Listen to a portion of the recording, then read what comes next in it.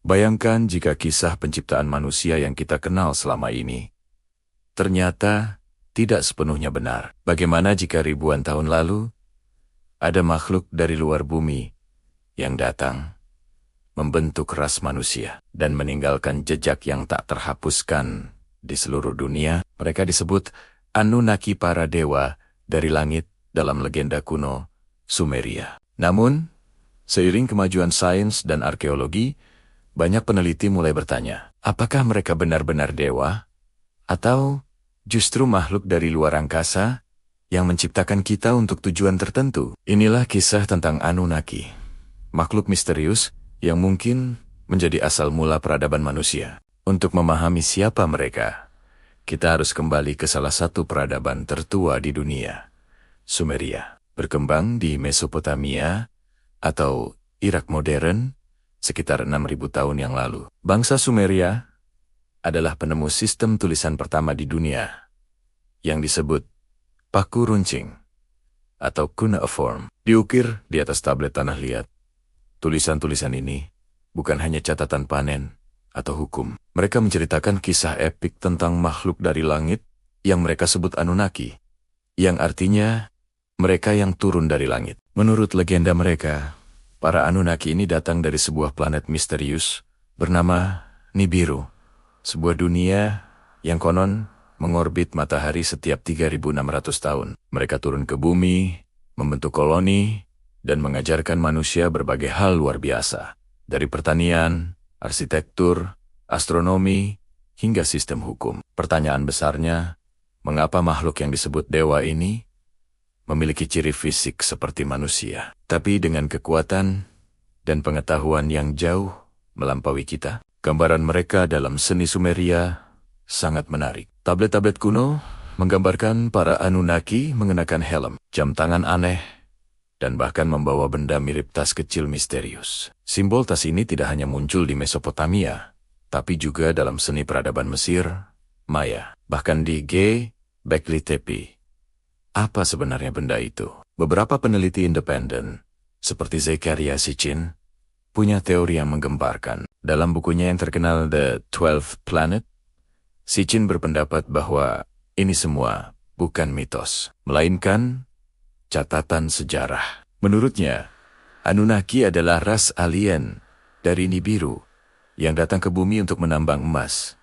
Mengapa emas? Logam ini diduga sangat penting untuk memperbaiki atmosfer planet asal mereka yang rusak. Karena pekerjaan menambang itu sangat berat, mereka memutuskan untuk menciptakan pekerja. Melalui rekayasa genetik, mereka menggabungkan DNA mereka dengan spesies hominid primitif yang sudah ada di bumi saat itu. Hasilnya, Homo sapiens, manusia, kita. Dengan kata lain, kita mungkin adalah hasil eksperimen Anunnaki, diciptakan sebagai ras pekerja. Teori ini terdengar seperti fiksi ilmiah, tapi kesamaannya dengan berbagai kitab kuno sangat mencengangkan. Coba kita lihat kitab Kejadian dalam Alkitab. Ada kisah tentang anak-anak Tuhan yang turun ke bumi dan mengambil istri dari kalangan manusia. Banyak yang mengaitkan kisah ini dengan para Anunnaki yang berinteraksi dengan manusia. Nama-nama dewa Sumeria seperti Enki, Enlil, dan Anu. Para pemimpin Anunnaki memiliki peran yang mirip dengan tokoh-tokoh ilahi dalam mitologi lain. Enki, misalnya, dikenal sebagai pencipta manusia dari tanah liat, sebuah narasi yang sangat mirip dengan kisah penciptaan Adam. Sementara itu, saudaranya, Enlil, digambarkan sebagai penguasa yang keras. Dialah yang konon menurunkan banjir besar untuk memusnahkan manusia, karena dianggap terlalu berisik sebuah cerita yang mengingatkan kita pada kisah Nabi Nuh dan air bah. Apakah mungkin kisah-kisah dalam kitab suci adalah versi yang disaring dari peristiwa nyata yang melibatkan makhluk cerdas dari luar angkasa? Sekarang, mari kita bicara tentang rumah mereka, Nibiru. Menurut tablet Sumeria, planet ini memiliki orbit elips yang sangat panjang dan hanya melintas dekat bumi setiap ribuan tahun sekali. Selama bertahan-tahan, beberapa astronom berspekulasi tentang keberadaan planet X atau planet 9 di tepi tata surya kita, yang mungkin cocok dengan deskripsi Nibiru. Meskipun hingga kini belum ada bukti ilmiah yang pasti, laporan anomali gravitasi di dekat Neptunus membuat teori ini terus hidup. Pertanyaannya, jika Nibiru benar-benar ada, mungkinkah Anunnaki akan kembali ke bumi?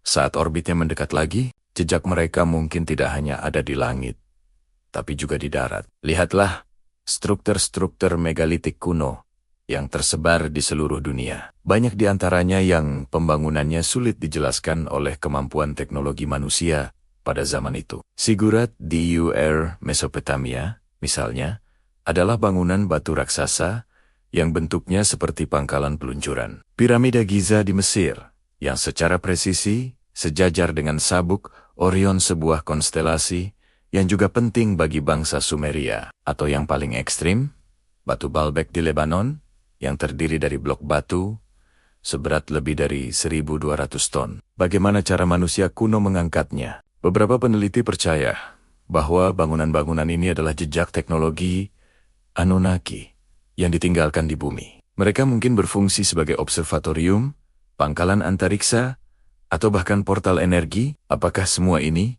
hanya kebetulan atau bukti nyata dari campur tangan makhluk luar angkasa? Teori yang lebih modern bahkan berpendapat bahwa Anunnaki tidak pernah benar-benar pergi. Mereka diyakini masih memengaruhi dunia kita hingga hari ini melalui garis keturunan mereka yang konon menjadi para penguasa dan elit global. Teori ini menyebutkan bahwa beberapa tokoh besar dunia memiliki DNA campuran Anunnaki dan manusia yang bertujuan untuk menjaga kendali atas bumi sampai saatnya mereka kembali. Simbol-simbol kuno seperti mata satu, piramida, dan sayap bersilang yang sering kita lihat dalam masyarakat rahasia dianggap sebagai simbol Anunnaki yang diwariskan secara turun-temurun. Tentu saja, teori ini ditolak mentah-mentah oleh para arkeolog dan sejarawan arus utama karena dianggap tidak memiliki dasar ilmiah yang kuat.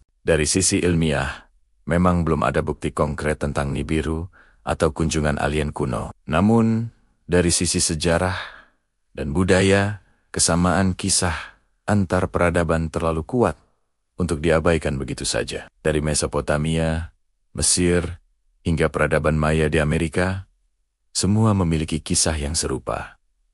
Makhluk dari langit turun ke bumi dan mengajarkan ilmu pengetahuan kepada manusia.